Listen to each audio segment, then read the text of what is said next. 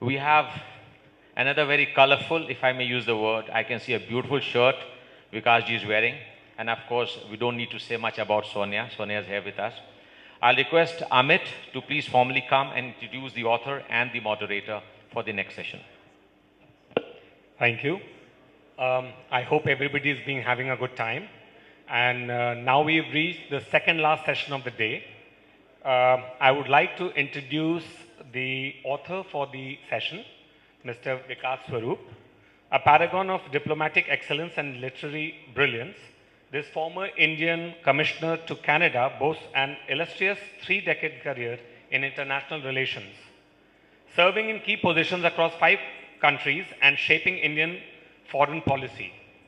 From accompanying Prime Minister Modi on global missions to directing crucial portfolios for Pakistan, Nepal, Bhutan, Swaroop's diplomatic finesse is unparalleled. Simultaneously, he has conquered the literary world with his debut novel Q&A, which as Slumdog Millionaire, all of us have seen, and has clinched 8 Academy Awards, including Best Picture. A prolific author of 4 international bestsellers, translated into over 40 languages, Swaroop's storytelling prowess has earned him honorary doctorate from the University of South Africa. Born in Allahabad, this multifaceted luminary seamlessly blends the art of statecraft with the power of the pen, leaving an indelible mark on both global diplomacy and world literature. Swaroop stands as a testament to the extraordinary heights one can achieve when diplomatic acumen meets creative genius. He'll be discussing his book, The Girl with 7 Lives, and his other books are 6 Suspects and Beijing Safari. Oh, the accident. Oh, it's in the pipeline? Wow, okay. And he'll be in conversation with Ms. Sonia Singh, a journalist powerhouse with 3 decades at the forefront of Indian media. As editorial director of NDTV, India's most respected news network, she has shaped the nation's discourse through incisive interviews with global leaders, from Prime Minister to Nobel laureates. Host of the award-winning NDTV Dialogues, Singh has engaged luminaires like Hillary Clinton, the Dalai Lama, and Shah Rukh Khan in thought-provoking conversations. Her book, Defining India Through Their Eyes, offers unique insight into the mind shaping modern India. A multiple award winner, including a lifetime achievement in journalism, Singh is also a respected voice at international forums like Davos. Beyond her professional accolades, she takes pride in a most challenging and rewarding role, mother to 3 daughters. Please, may we have you on the stage? Can we have a round of applause? Thank you.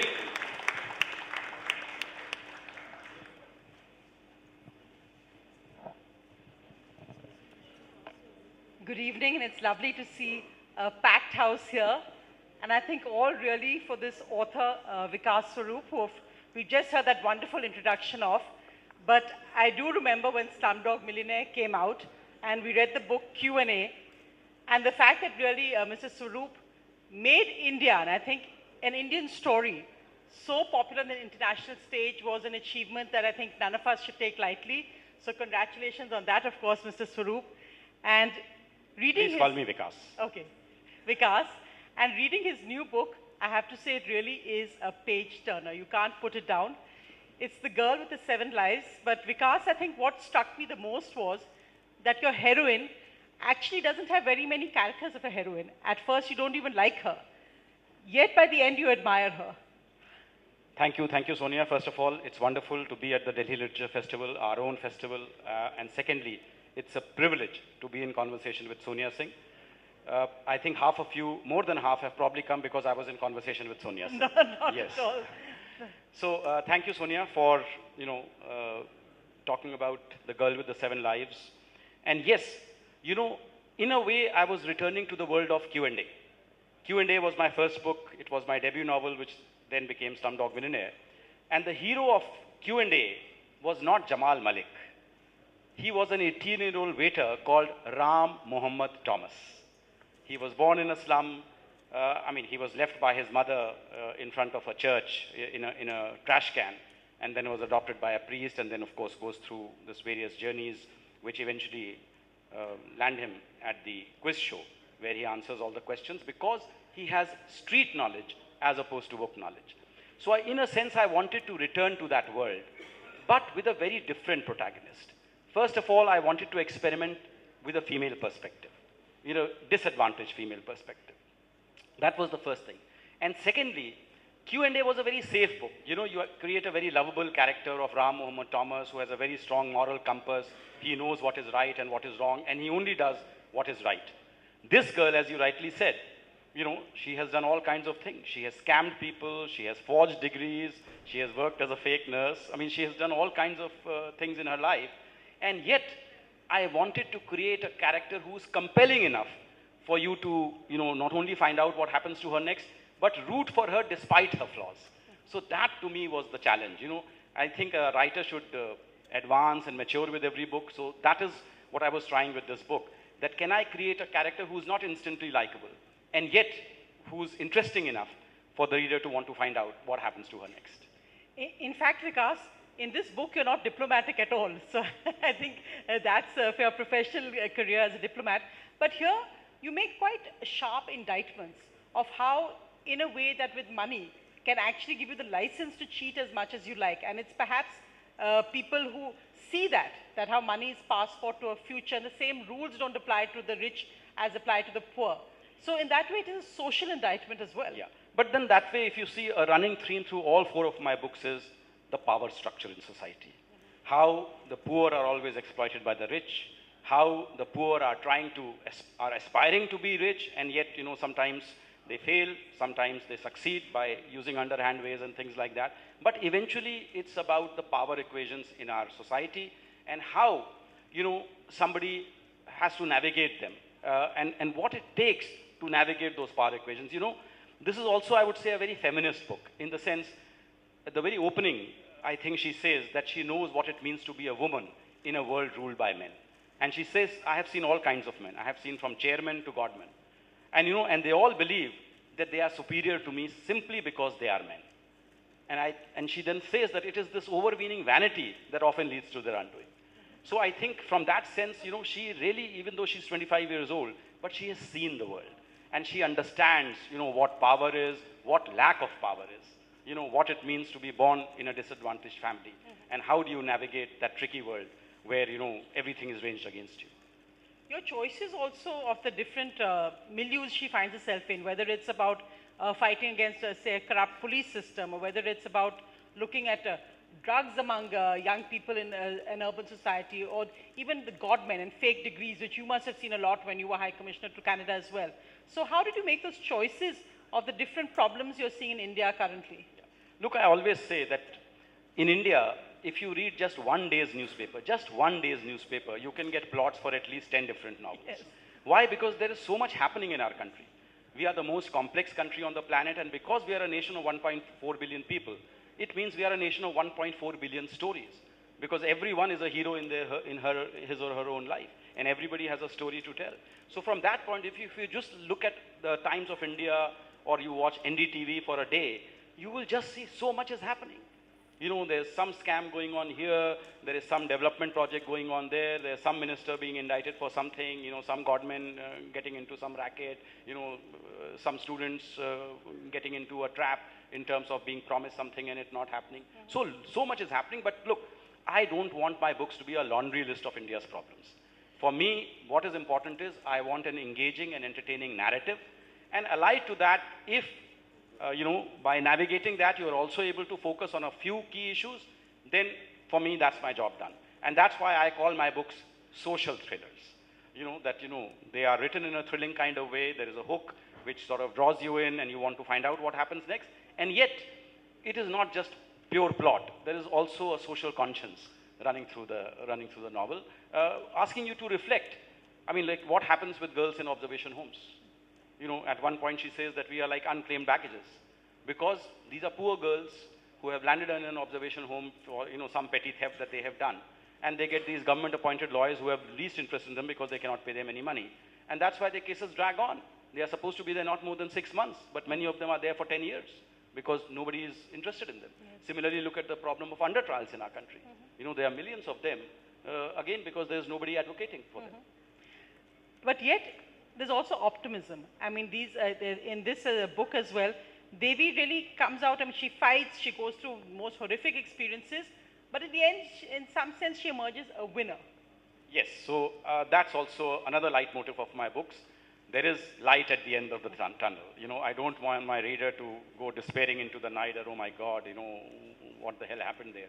I want resolution, and I want, some kind of a positive resolution where, despite the trials and tribulations, you emerge as the winner. So the two main themes of this novel are resilience, how despite the setbacks, she is able to pull herself by her bootstraps and, emerge stronger. And the second is reinvention. She is reinventing herself almost every 3 years. And that's why the journey that she goes through, and that's why the 7 lives. Because each life is a identity in itself, is a complete identity. Now you see, when you change careers, if tomorrow you leave NDTV and you join India TV, your resume will remain the same, you'll just add something. But in her case, she's starting from scratch.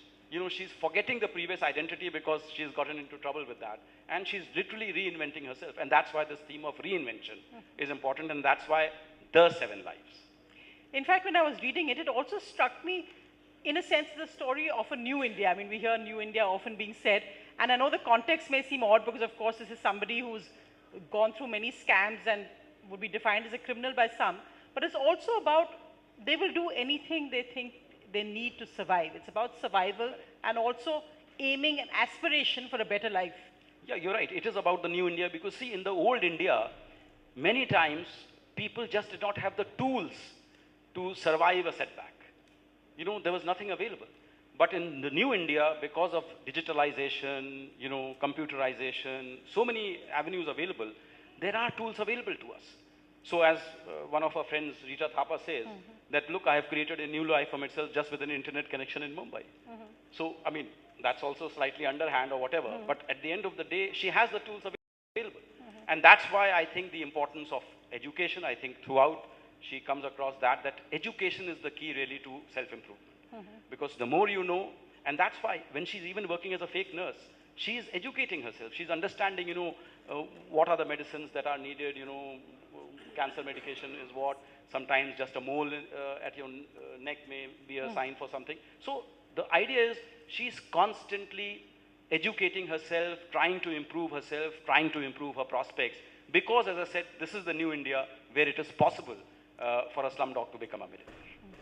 And we're here at the Delhi Literature Festival. How relevant do you think literature and books like yours are today? How do you compete with all the various, you talked about the internet, but competing for attention with books? Yet, I mean, of course, I would think nothing would beat a good book, but it's much tougher now, and especially since when you started writing. So how do you deal with that? Yes, I agree. I think, first of all, kudos to the Delhi Literature Festival for promoting literature, promoting the reading habit, because really we are living in a world where the image has drowned out the word. Nowadays, if you tell kids that, okay, if you don't want to read, very heavy books, at least read Harry Potter. And what does the kid say? I'll wait for the movie to come out. Yes. So that is the problem. That is the generation that we are living in, that now, the second thing is, you see, in a sense, we are witnessing the democratization of culture. That, books are now mass market thing. When the Gutenberg first started 500 years ago, books were the exclusive preserve of only the elites.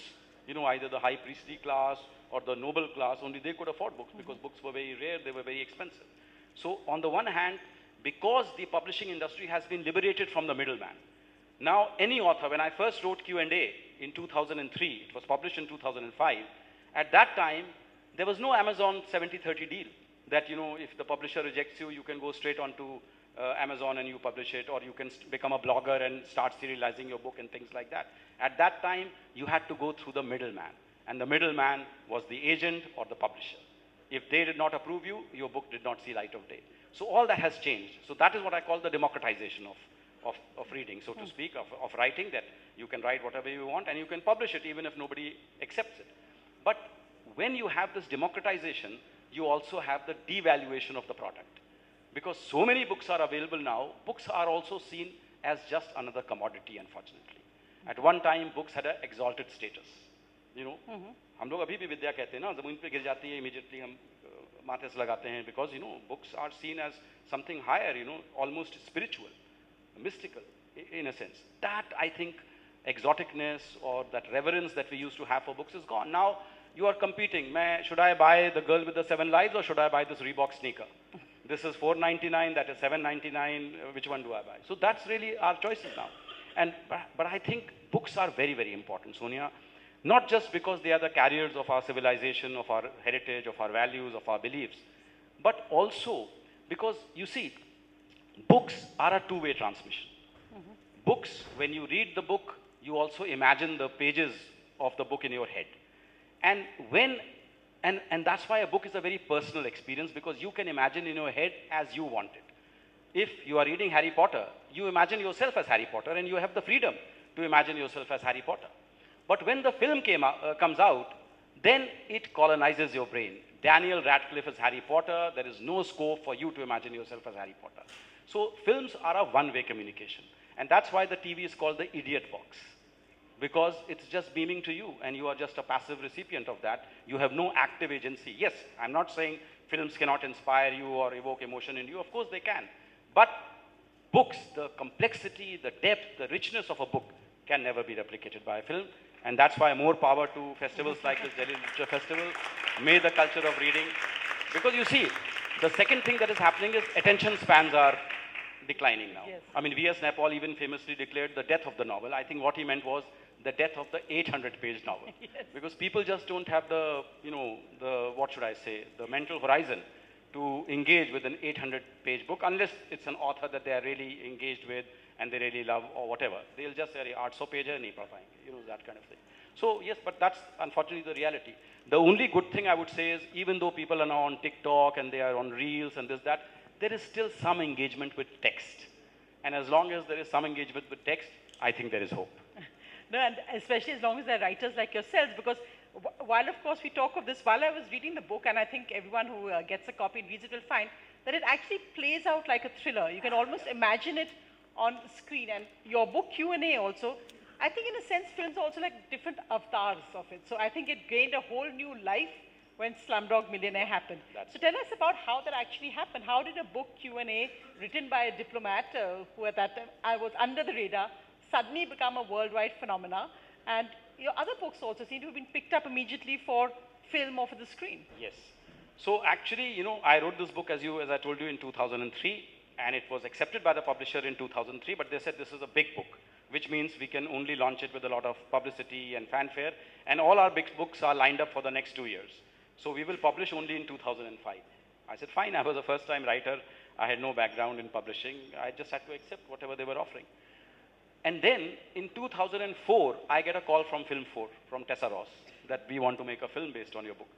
And my first question was, how do you know I've written a book, because it's not even been published? Really? And then she says, no, your publisher tipped us off. They sent us a copy, and we love it. We think it will make a great film. And, you know, the next I heard was Simon Beaufoy came onto the scene, in the sense, I met him at the launch of Q&A in London. Okay. And he said, I have been hired to write the screenplay, and I love your book, and I think it will be a fantastic film. But he said two things. One, we will have to change the title of your book, because your title is Q&A, and there is already a Hollywood film called Q&A with Nick Nolte, so the title will not be Q&A, number one.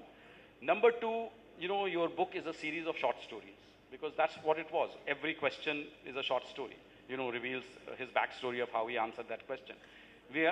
He said our budget is very limited. For example, one of the stories was about a war between India and Pakistan in 1965.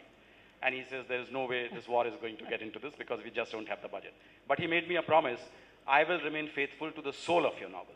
So when someone promises that they will be faithful to the soul of your novel, you can rest assured that the body will get mangled.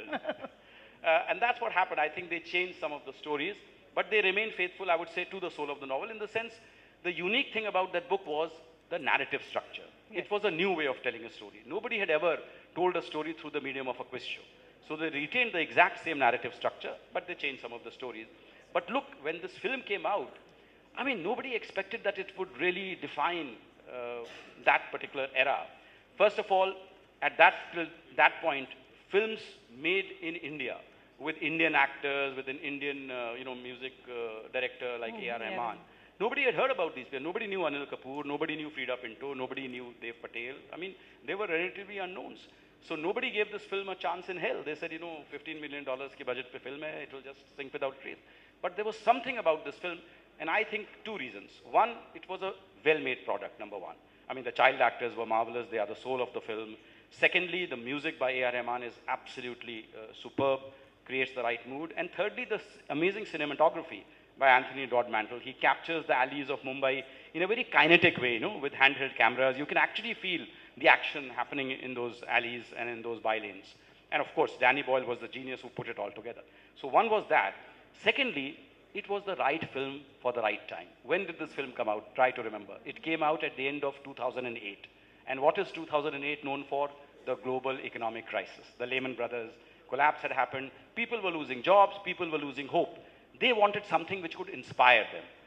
Secondly, India was growing at that time at the rate of 8 to 10% per annum. And people were curious about, what is making India tick. So this filled that gap, that hunger about India, that, okay, here's this film about India, about the new India, and maybe we can engage with it.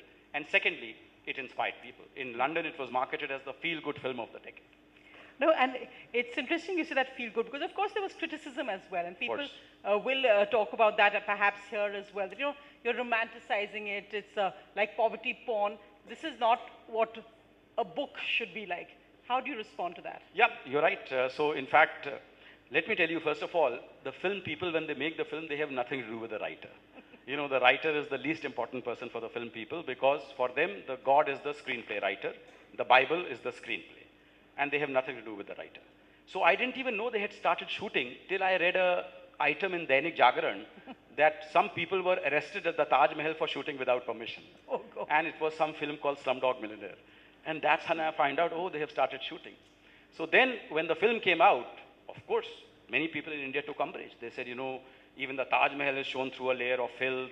And there was this famous shit scene, which is not in the book at all, where he jumps into a pile of shit to get Amitabh Bachchan's autograph, etc. And they say, what is this? You're only showing the dirty side of India, etc. Then they suddenly remembered, no, this is a book by your own writer, and Mr. Swaroop has written it, and they said, please, Mr. Swaroop, come and defend us, and things like that. But the most interesting thing that happened was, the Slum Dwellers Association of India, I didn't even know there was a Slum Dwellers Association of India, they filed a case against the filmmakers and against me, saying that by calling your film Slumdog, you are calling us all dogs. We live in a slum, and you are calling us dogs. So I immediately told them, I said, look, first of all, my book was called Q&A. I had nothing to do with Slumdog Millionaire. So mujhe to aap nikal dijiye usse. So anyway, they filed this case. It went to the Chennai High Court. Actually, this case went to Chennai High Court. And the judge said that, look, this is nonsense. There is no word called slumdog. I have seen the Oxford Dictionary. There is no word called slumdog. So obviously, this is a made-up word. It is not to denigrate you or anything like that. And he dismissed the case. So they lost the case, but what they did was, they went and bought 2 dogs, and they named one dog Simon and one dog Danny. So this was their way of getting at the people. But look, Danny Boyle had never been to India before he shot Slumdog Millionaire.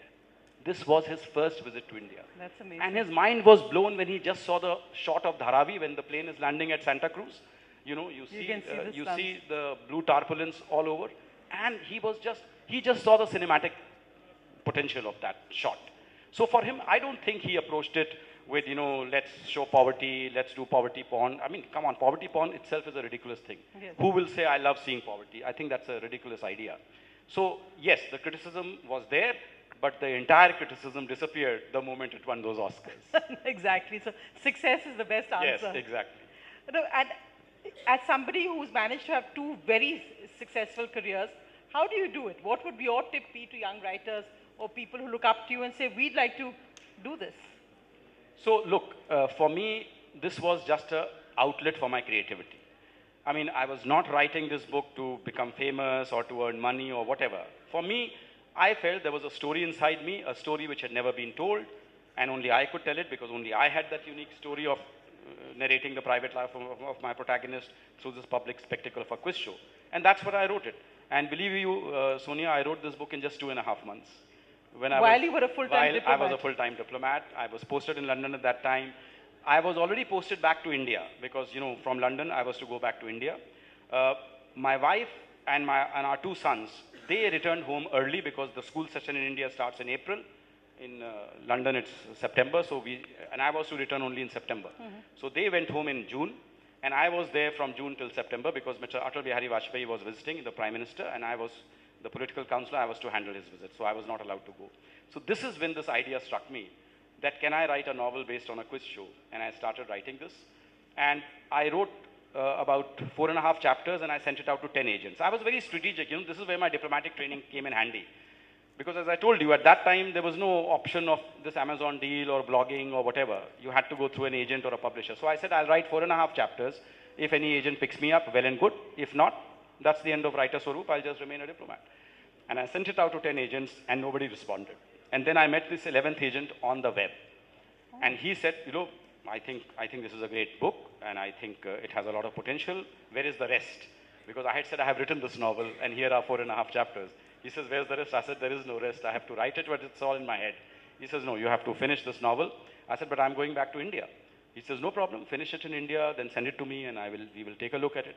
And can you believe it? That same afternoon, I had returned after meeting this agent and he had signed me up as his client. The same afternoon, I get a call from the Joint Secretary in charge of Pakistan who says that, Vikas, you're coming back to Delhi and we are appointing you as director in charge of Pakistan. Now, since you know India-Pakistan relations very well, you know how accident-prone they are.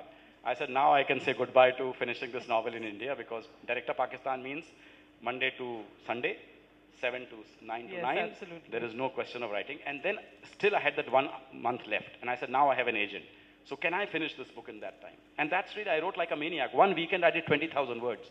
On the 11th of September 2003, I finished the completed novel, sent it to my agent via email, and on the 12th of September, I was sitting in an Air India plane coming back to India. So what I would say is, write something that you believe in with your mind and your soul.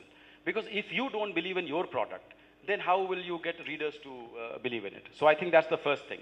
Do not write for money, do not write for fame or thinking. Yes, that can be the ancillary. We heard from the previous session, how this Niswarth Karm is the most important element that, just do your work, don't care for the fruits.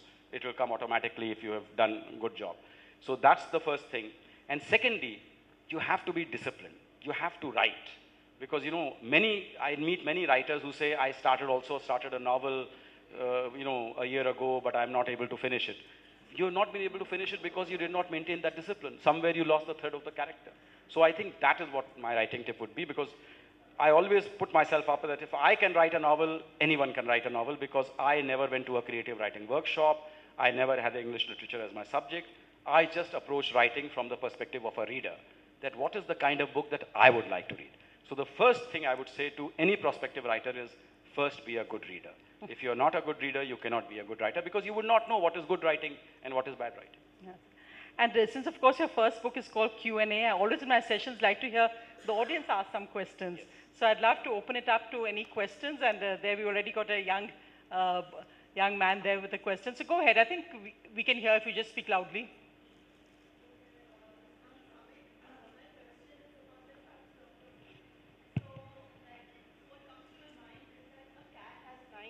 Hello. Yeah, I'm Samik. My question is about the title of your book. So what comes to my mind is a cat having 9 lives. And because the cat is agile and, the cat is adaptable. And also, in the Indian context, in our marriages, it's the Saat Janmo ka, bandhan. Yes, correct. So I was wondering what went through your mind behind, choosing this title, apart from, of course, the plot. Of the story. Very interesting question. Why the girl with the 7 lives? Why not the girl with the 5 lives, or the 8 lives, or the 9 lives? So you answered that part yourself. I'm a cat lover. I have a cat called Rinky at my house. I absolutely adore her. And I didn't want my character to be confused with the cat. Because, then the cat has 9 lives, she has 9 lives, and somehow that association would be there, and I did not want that association because that would devalue her. It would also devalue the cat. I didn't want that to happen, number one.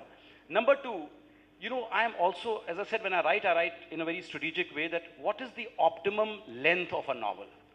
And for me, the optimum length of a novel is between 80,000 and 110,000. That is the optimum length, because I am aware of fleeting attention spans and things like that. I don't want to write a 400,000 word novel, because first of all, translations will become very, very difficult. Number two, many readers may not be able to engage with it fully. So for me, the important thing is, can I tell a concise, precise story in just the right amount of words? That was important. And that's why 7. Because see, 5, I also want to delve into the complexity of India, make it slightly more accessible, because we are the most complex country on the planet and we are the most diverse country on the planet. And 7 to me looked optimum, it was just the right, I call it the Goldilocks zone, that it's neither too extreme, neither too moderate, it was just the right zone where I thought, because don't forget, I think I have a fascination with 7. In the previous book, The Accidental Apprentice, Sapna Sinha had 7 tests. So 7 to me looks just right, that, it allows me to explore the number of grounds and terrains that I want to explore.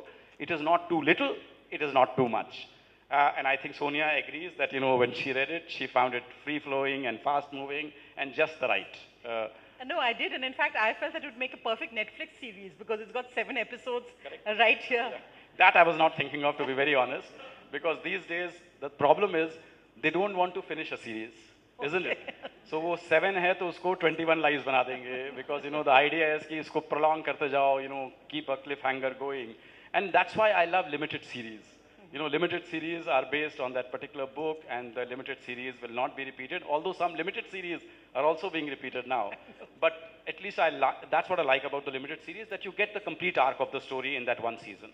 You don't have to wait for the next season, which will come out after a year, and then the 3rd season, and the 4th season, and the story never ends. So yes, already I'm not evaluating the offers, but let's say people who do Netflix are chasing me. Okay, so that's good. But read the book before you, don't wait for the Netflix series. What were the reactions you got when Slumdog Millionaire, and you were a diplomat and then going to a very tough assignment, India, Pakistan? What were the interesting reactions you got from people who realized they were engaging with not just a diplomat, but a diplomat whose book had won an Oscar? Yeah, so that is the interesting thing, that, some people are just not, they just can't make that connection. So let me tell you a story that happened to me when I was posted in South Africa as the Deputy High Commissioner. So I was traveling from Durban to Johannesburg. It was a flight, I was taking a flight. This was about 2006, I think, 2007. And my book had come out, Q&A, and it had done quite well because it was published in 2005. So I was sitting in the plane, and a white South African comes and sits down next to me. And as you get chatting, he says, so are you also going there? I said, of course, Lead is going there, I'm also going there. What do you do? So I said, I'm the Deputy High Commissioner of India. I said, what do you do? He says, my name is Jones, and I work in software. I said, fine. Then the plane takes off. Then once the plane takes off, I see he's taking out a book and he starts reading, and he's reading my book. Wow. And he's sitting right next to me. So anyway, I just keep silence. I said, Bhaiya, I don't know, he likes the book, he hates the book, whatever. Padhne do usko, mera kya lena dena hai. So after a little while, he sees that, he's sitting next to the Deputy High Commissioner of India and is reading a book about India. So he turns to me and he says, have you read this book? So I deadpanned. I said, I actually wrote this book. So he says, no, seriously, have you read this book? So I said, no, seriously, I wrote this book. He says, what is this? Abhi, you said I am the Deputy High Commissioner of India. Now you are saying I am the writer of this book. Next you will say I am Muhammad Ali. Come on, man, make up your mind. I said, come on, if you don't believe me, you can go to the last page and there's a photograph, and that's me. So he goes to the last page, he sees the photograph, and in the photograph they always make the author more handsome than he actually is. He says, this is not you. Yeah, this is not you. I said, Bhaiya, this is my card.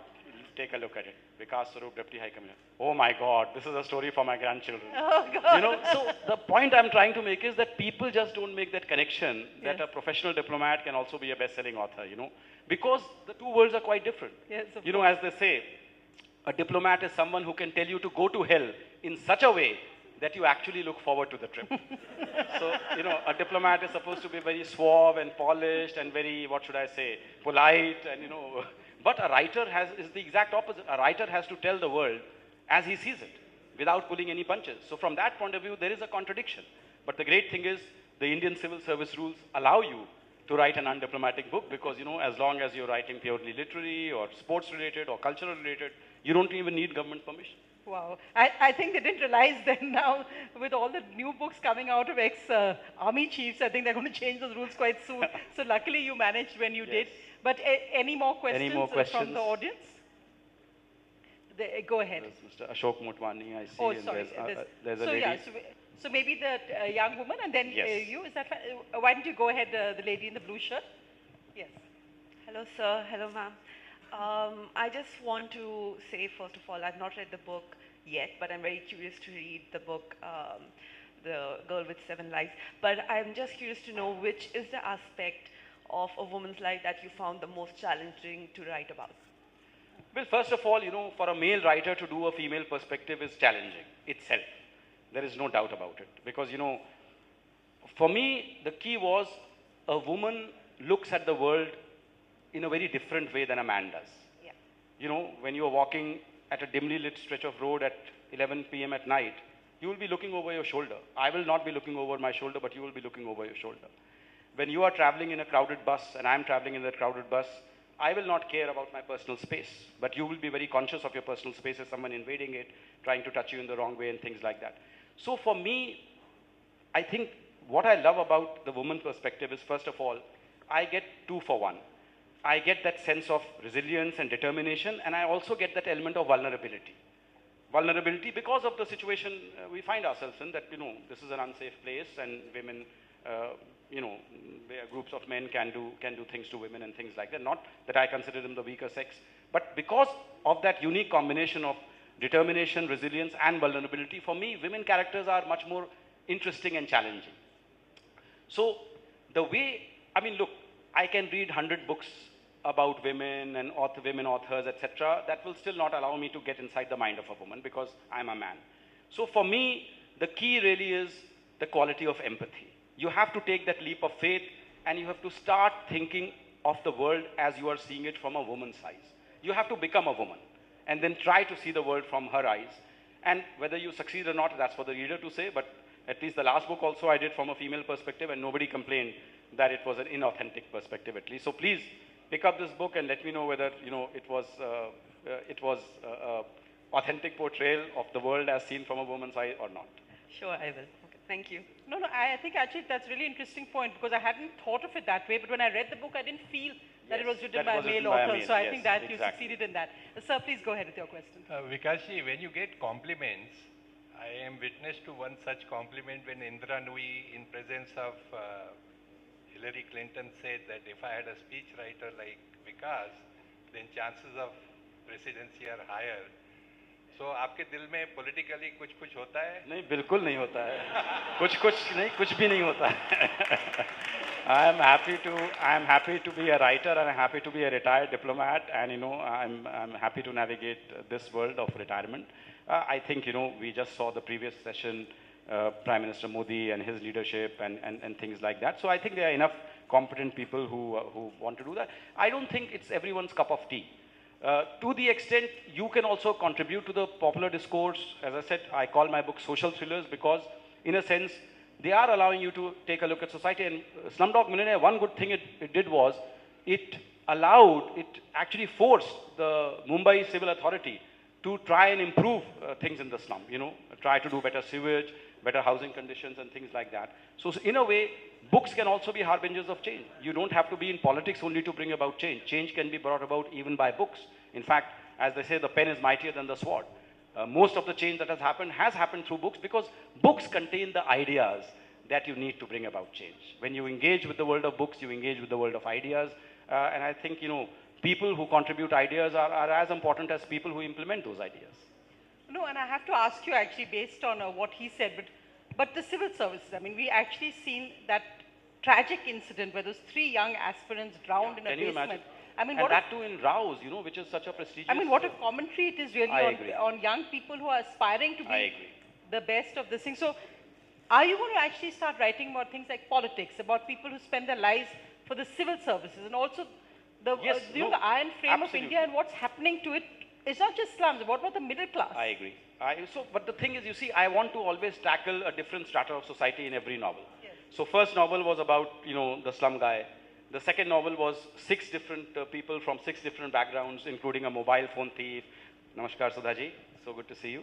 A mobile phone thief, a mafia don who's a politician, you know, a forklift driver from Waco, Texas called Larry Page, a tribal from the Andaman Islands. So you were looking at 6 different strata of society.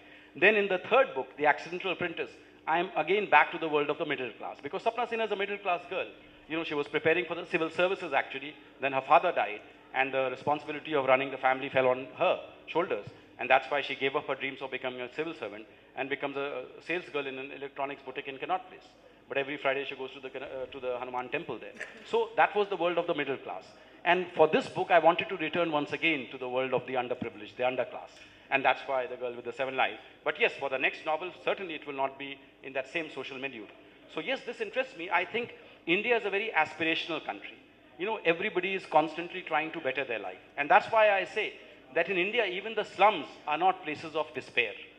Look at Dharavi. Dharavi is the center of the leather industry. It's the center of the watch industry, watchmaking industry. People are constantly working to better their lives, to get out of the slum and get into a better area. So I think that is what drives India, this sense of optimism that my tomorrow will be better than today. I think everybody has that sense of optimism that opportunities are available. And that's why, if you see the poorest people, they are also trying to send their children to school. Why? Because they recognize that education is the key to a better life, to a better future. And I did not get an education, the rickshaw puller will say, but I want my kids to get an education. They should not be rickshaw pullers. They will be better. And I think that is really what drives India. And I think, Vikas, your books are such an important contribution to that discourse. Thank you so much for being here, and thank you so much for this wonderful book. Thank you so much, Sonia, for being, the best interview I could ask for. And thank you for this wonderful, patient audience. It was a pleasure interacting with all of you. And I think I'll be available for signing books if anybody's interested. So thank you. Thank you so much, Vikas ji and Sonia ji. And I'll request my colleagues Amit and Nikhil to present a plant as a token of gratitude to our author. They're all on social media, sir. If you can just step down, sir. If you can just step down. Thank you so much.